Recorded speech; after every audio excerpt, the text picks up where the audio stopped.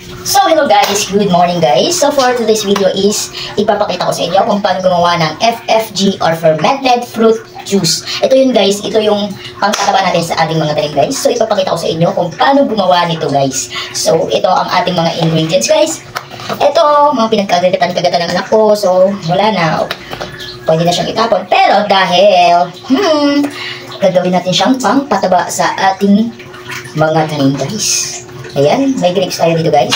Tapos itong sa akin, pinagbabalatan din, tapos may kagat-kagat lang, ganyan lang kagat niya. Ganyan, tapos ganyan. Ayan, diba? Masasayang lang din. So, para hindi masayang guys, is gagawin natin itong pangpataba sa ating tanim. So, mayroon din tayo ditong asukal.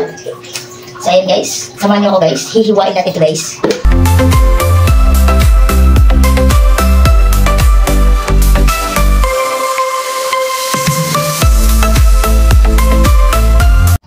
So ayan guys, tapos na natin hiwain itong ating prutas.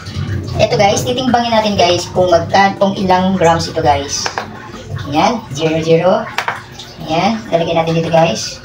So 337 grams guys, 38 grams. Kung ilang grams ang iyong prutas, ganun din ang asukal guys. So ayan guys. 337. Nagsobra siya guys. Pagbawasan natin. Ayan. So, ayan guys, 338 grams. Ayan. Ayan. Ayan siya guys.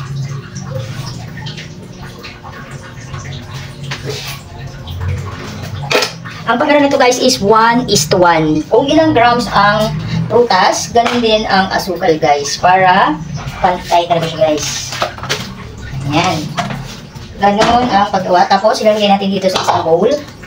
Ayan. Tapos, ihalo natin itong ating asukal, guys. Ayan. Tapos, halo-haluin natin, guys. Halo-haluin natin. Hanggang sa mag-well combined na lahat, guys.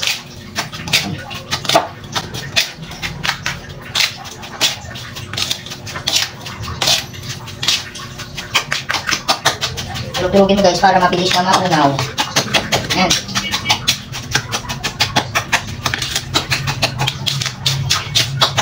Para maghalo tayo guys ang asukal sa prutas.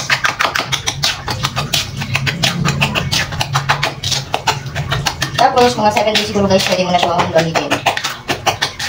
Second time ko na ito napagawa. Kaso nakalimutan ko na since matagal na akong nakagawa ng una. Pero success naman yun siya guys. Maganda naman yung pinaglabasan nun. Yung unang gawa ko guys. Ayan. Hanggang sa maghalo talaga guys ang asukal guys. So, hanggang sa matanggal yung parang buo ng asukal. Ayan. Daro na yung ating saging guys. Pagkatapos guys, pag natapos mo na itong haluin, pwede na natin siya ilagay sa ating lalagyan na may takip guys. Ayan. Para doon na siya mag-ferment. Ayan. Matunaw atong ating prutas. Ayan. Dito natin ilalagay guys sa lagayan ng stick. Yan.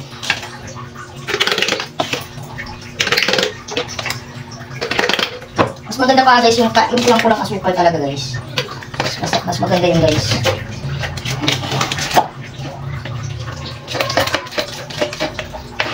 Sa yung asukal.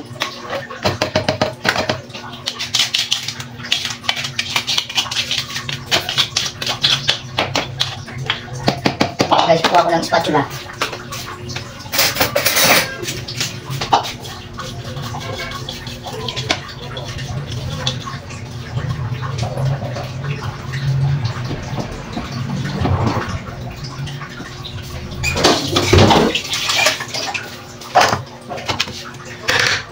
So yun guys, okay na siya guys. Takpan na natin to guys. Lagyan natin ng plastic. So yun guys, lalagyan natin siya ng plastic. Ayan. Natin ng maayos guys. Tapos ito guys, may level tayo kung kailan natin ginawa. Okay, guys.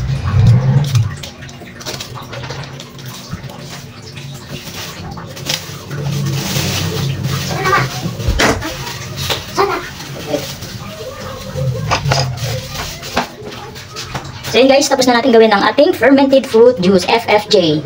Fermented fruit juice. Ginawa natin siya December 1, 2025.